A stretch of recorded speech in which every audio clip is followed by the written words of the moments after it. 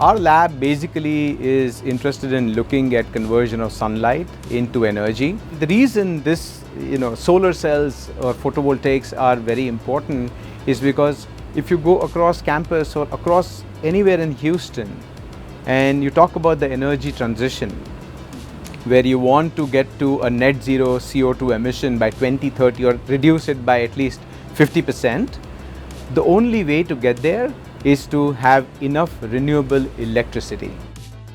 We've been working a lot over the last several years now on this new class of semiconductors which are known as perovskites or halide perovskites. And so these are basically materials that are solution processable, which means I can take powders and crystals of these, dissolve it in solutions, and then coat them like you would coat paint, right, using processes, and make solar cells and other type of devices with them. Perovskite solar cells are kind of the holy grail of this new solar cell technology.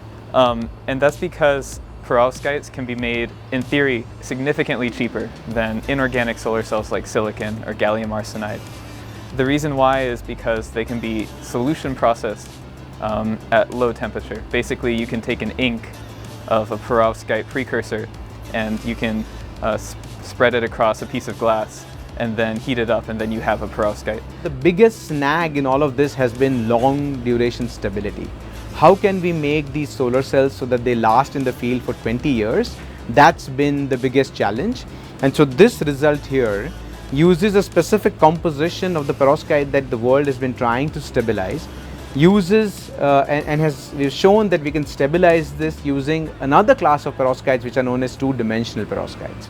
So the pink in there are very tiny microscopic crystals of that 2D perovskite additive that we've put in.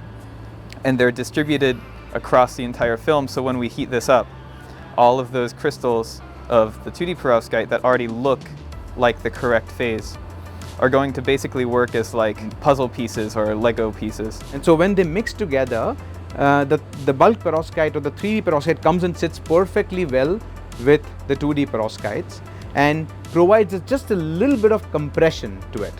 And that makes these perovskites, which are typically in the 3D perovskites, this composition which was in the yellow phase, which is not the solar cell phase, into a black phase which starts absorbing light and then becomes, provides a material that's extremely stable to temperature, light, humidity, and so that's what we've demonstrated.